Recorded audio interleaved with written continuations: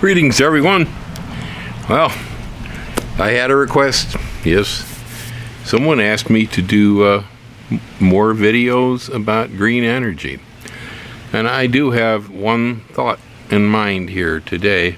Pretty much always have that thought. But let's start at the beginning with fire. Yes. I'm sure most of you remember fire. A long time ago, one of my ancestors wandered into a forest after lightning struck a tree and found flames coming from the tree. Oh, they tested the fire. Oh, it was hot. Ouch. Yeah, that's not good. But, it consumed the tree. It makes heat, light. Wow, it's magic. And so my ancestor gathered the fire, and he took it with him back to the tribe, where he showed by magic how he could start more fires with this little box of fire he brought home with him. So at one time, those who possessed the spark owned the fire. They controlled energy. Yeah, what we used for energy was free and abundant. No one really cared about the wood, mostly, that we were burning. But the guy who had the fire, then along the line, somebody figured it out. Flint and steel. Yep. Strike flint against steel. Everyone can have fire, not just the guy who held the fire. Well, now that kind of opened things up to decentralization. All of a sudden, anybody who possessed flint and steel had control over man's energy. But time moves forward and humans plant crops, and then the crops are too heavy to move around, so they build towns, move into town, become agrarian and urban societies. And of course, where's the energy come from at that point? Well, it was pretty much still wood, sometimes peat, depending on where you were, but it mostly was still coming from wood, and so you had people that gathered the wood. Now, believe me, that wasn't like an oil company. These dudes didn't get rich on this, but there were guys who would walk around in town with a faggot of sticks on their back, and they'd sell the sticks to people, so they had energy. Yeah, so you had people who gathered the energy then at one point, and they would then sell the energy because they engaged in labor to get it. They had to go out in the woods, cut it, chop it, bring it back to town. Again, time moves on. We discover coal, and so coal pretty much replaced wood.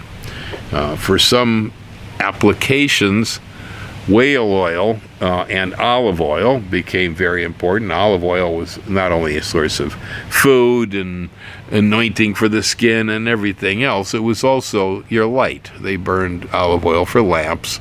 The same happened with whale oil, and it was used for a variety of different things. Well, we don't really harvest whales much anymore unless you're Japanese from Hokkaido and eat whale burgers. Otherwise, we pretty much leave the big guys alone.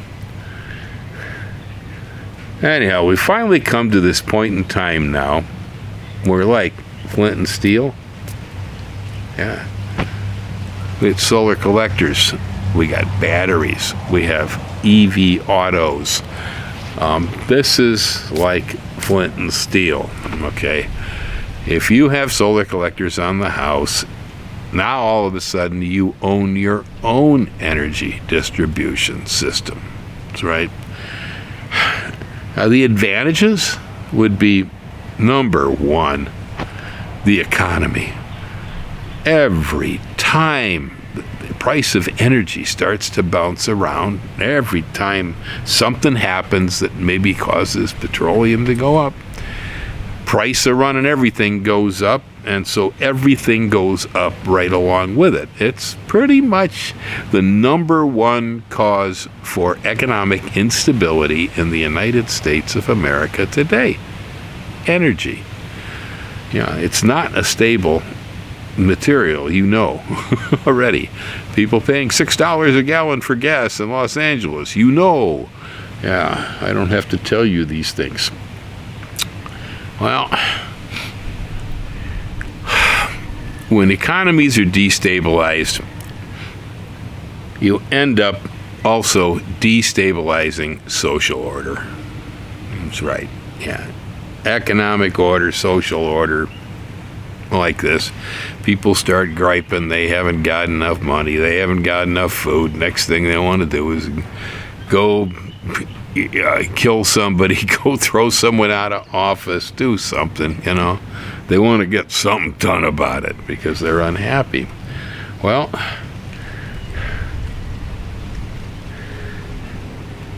economics from energy create social instability. And there are some of us, a few of us, science heads out here who understand that the grid that we use is at terrible risk. Okay, all it's going to take is going to be one good solar storm. It's going to pop most of the transformers on our grid, and it could take as much as 10 years after that fact to actually remanufacture all the things that were destroyed in one really good solar event. So we are very subject to damage there. We're not thinking about it. We don't want to hear about it. And anytime I say anything about it, people go, oh, pooey, it's just malarkey. Well, it's not really. These sort of Carrington events have occurred in the past. Sometimes they've been spectacular. There haven't been any electrical grids on the planet, though, at the time that happened.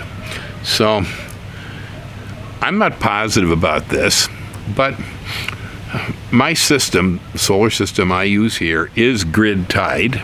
Now, it doesn't have to be. I can pull a switch and I can take it off the grid. I'm not sure as to whether Tesla will be doing that for us or not. When it comes to hurricanes and other events, but Tesla is a smart battery, and it will go directly to the grid and pull energy down, fill itself just in case a hurricane takes down all the wires, so that we don't enter, a grid outage with absolutely nothing in the battery. Yeah, it keeps the batteries full during that kind of potential grid outage. I don't know whether Tesla will disconnect the system automatically if we have a Carrington event. I know that I will manually disconnect the system from the wire.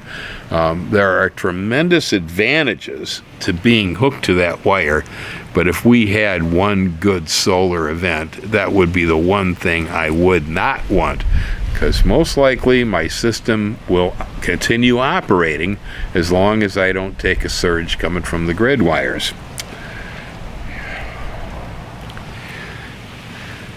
So that means economically, socially, and environmentally, being your own energy producer, putting solar on the roof, putting up a windmill, doing whatever is necessary to begin to produce your own energy on site creates a stable situation.